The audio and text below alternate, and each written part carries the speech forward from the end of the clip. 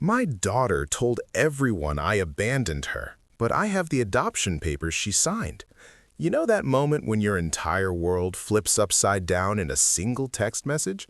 I'm standing in the frozen food aisle at the grocery store when my phone buzzes, and there's a screenshot from my sister showing a Facebook post that's been shared 2,000 times. The post is from my biological daughter, Emma, claiming I abandoned her when she was just a baby, leaving her to suffer in foster care while I lived my perfect little life. My hands start shaking as I read the comments, hundreds of strangers calling me a monster, a deadbeat mother, the worst kind of human being. But here's the thing that makes my blood run cold. I have the adoption papers sitting in my safe at home, the ones with Emma's signature on them, the papers that tell a completely different story. Let me take you back 23 years to where this nightmare actually began, because the truth is so much more complicated than what Emma posted on social media. I was 17 years old, barely graduated from high school, working 2 minimum wage jobs just to keep a roof over our heads in a tiny studio apartment that smelled like mildew and broken dreams. Emma's father had disappeared the moment I told him I was pregnant, leaving me with nothing but a broken promise and a positive pregnancy test. I tried everything to make it work. I really did. I held that little girl in my arms and promised her I'd give her the world, even if I had to build it from scratch. But after 6 months of barely sleeping, barely eating, watching my baby cry because I couldn't afford formula, I made the hardest decision of my entire life. I placed Emma for adoption with a wonderful couple, Mark and Susan Richardson, who had everything I couldn't give her: stability, financial security, and most importantly, 2 parents who were ready to be parents. The adoption was open, which meant I got to see Emma twice a year and exchange letters and photos with the Richardsons. She grew up in a beautiful home with a backyard, went to excellent schools, took dance classes, played soccer, and had every opportunity I dreamed of giving her. I went on to rebuild my life too. I went to community college, got my degree, eventually married a wonderful man named David, and we had 2 children together, Connor and Lily. I never kept Emma a secret from my family or from Connor and Lily, who knew they had an older sister who lived with another family.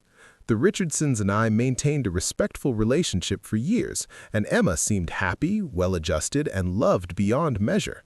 But everything changed when Emma turned 18 and decided she wanted to have a relationship with me outside of the scheduled visits and letters.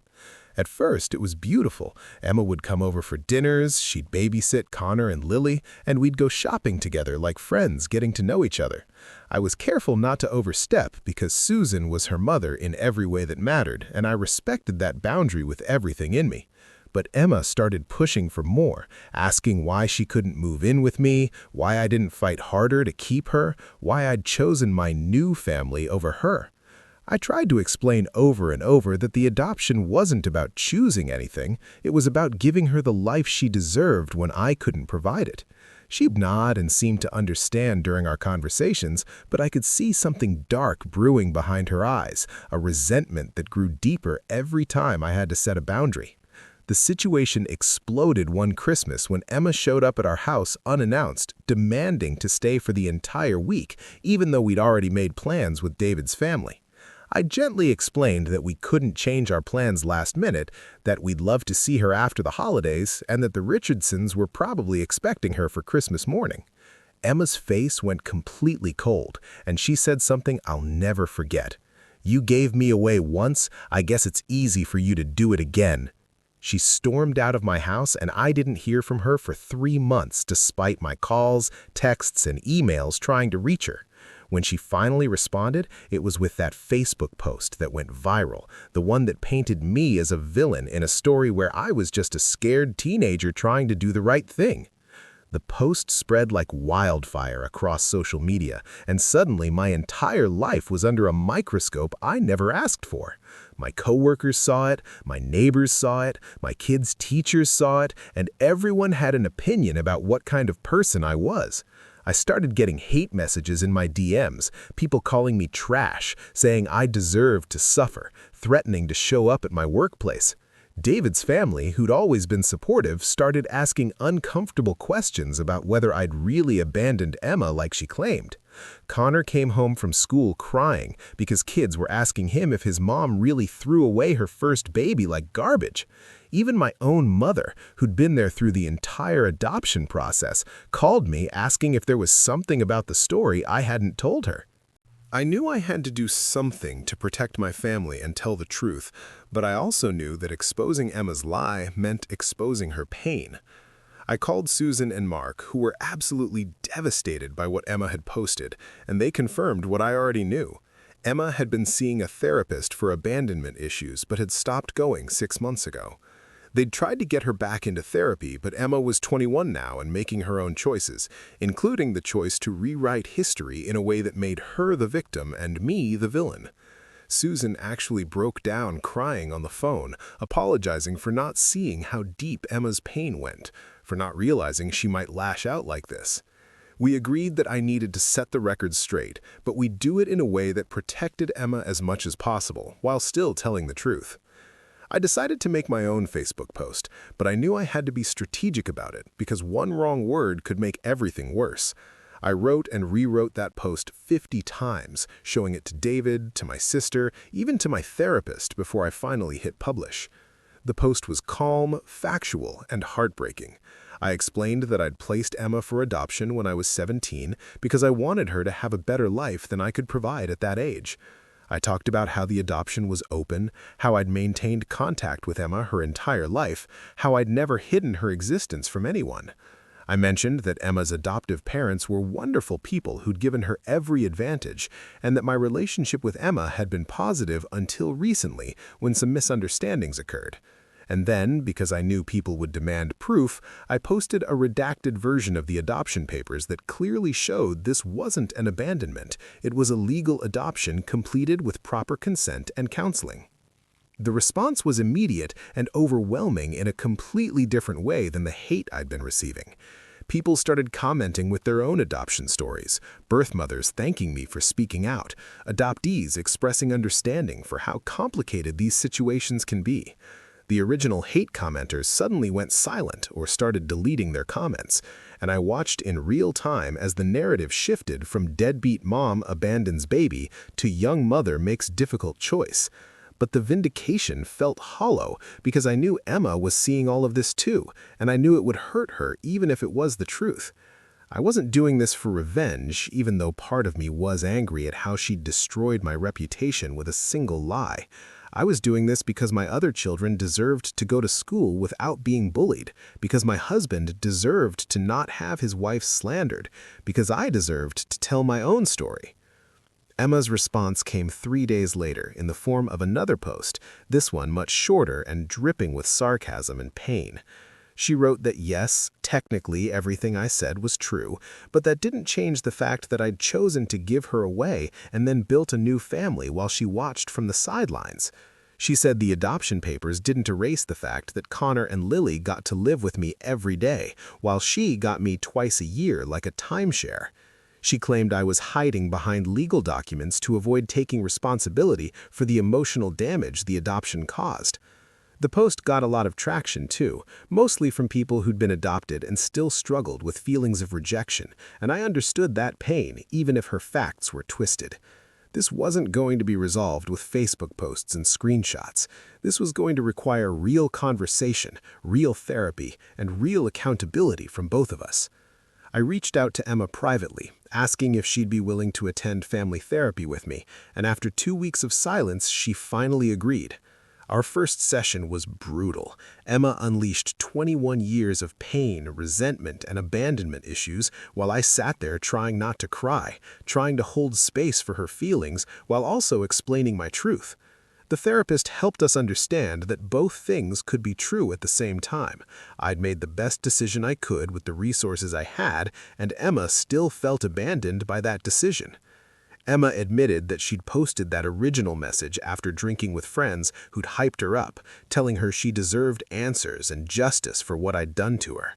She said she never expected it to go viral, never expected thousands of strangers to attack me, and part of her felt guilty, but another part of her felt validated.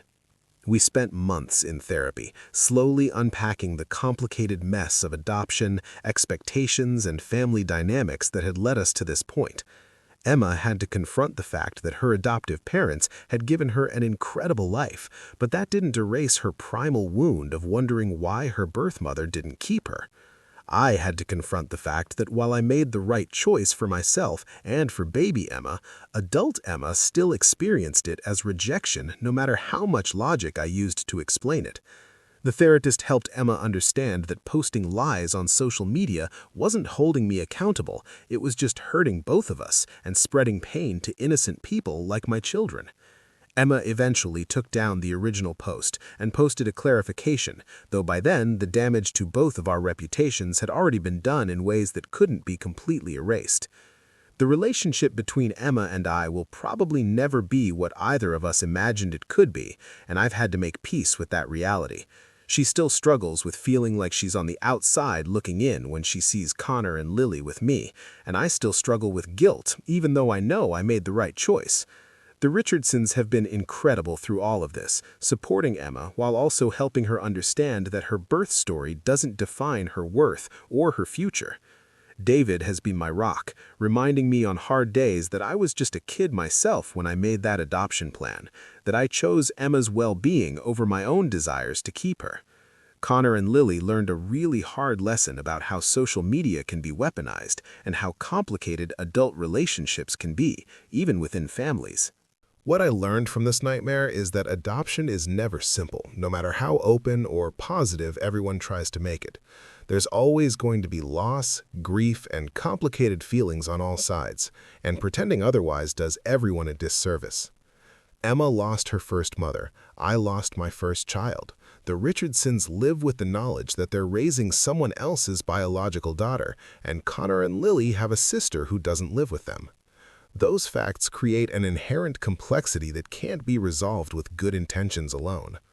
I also learned that telling your truth doesn't mean you're attacking someone else's pain. Both things can coexist, and they have to if you want any chance at healing. The adoption papers that I posted weren't about winning an argument or proving Emma was a liar. They were about protecting myself and my family from a false narrative that was destroying our lives. But they were also a reminder to me that legal documents don't tell the whole story of any adoption. They just tell the bureaucratic version. The real story includes a 17-year-old girl sobbing as she signed those papers, convinced she was doing the right thing but terrified she was making the biggest mistake of her life. It includes a baby who grew into a woman who still wonders if she was worth keeping. It includes adoptive parents who loved a child completely but couldn't erase her first loss. And it includes two families trying to navigate something that society doesn't really have a roadmap for. If I could go back and change anything, I don't know what I'd do differently because every option had consequences I couldn't predict at 17. Maybe I would have tried harder to make it work, gotten more help from my family, found more resources, but maybe I still would have ended up in the same place making the same decision. What I do know is that I won't apologize for choosing adoption, but I will apologize to Emma for not understanding sooner how much she was hurting. I'll apologize for the times I prioritized my comfort over her need to express her pain. I'll apologize for not pushing harder for family therapy before things exploded publicly.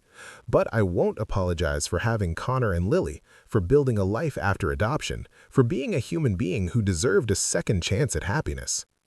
Emma and I are in a better place now than we were 6 months ago, though better is relative when you're starting from rock bottom. We see each other once a month for therapy, and occasionally we'll grab coffee if we're both feeling up to it. She's back in individual therapy working through her abandonment issues, and she's starting to understand that her pain is valid without making me a villain.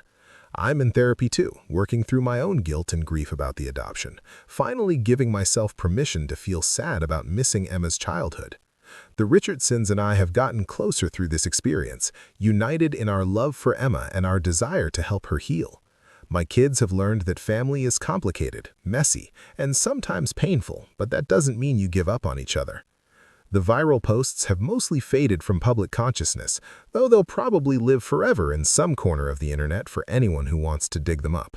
I still occasionally get a message from someone who saw one of the posts, usually either attacking me or supporting me, and I've learned to just delete them without responding. My reputation in my community has mostly recovered, though there are still people who side-eye me at the grocery store or whisper when I walk by. I've made peace with the fact that some people will always believe the worst about me no matter what evidence I provide. And that's their problem, not mine. My real friends and family stuck by me, and that's what matters in the end. Looking at those adoption papers now, I see them differently than I did when I first posted them online as proof of my innocence. They're not just legal documents. They're a snapshot of the hardest day of my teenage life, the day I chose hope over fear and Emma's future over my own comfort. They're evidence that I cared enough about Emma to give her what I couldn't provide, that the Richardsons were prepared to be parents in ways I wasn't, and that everyone involved was trying to do the right thing.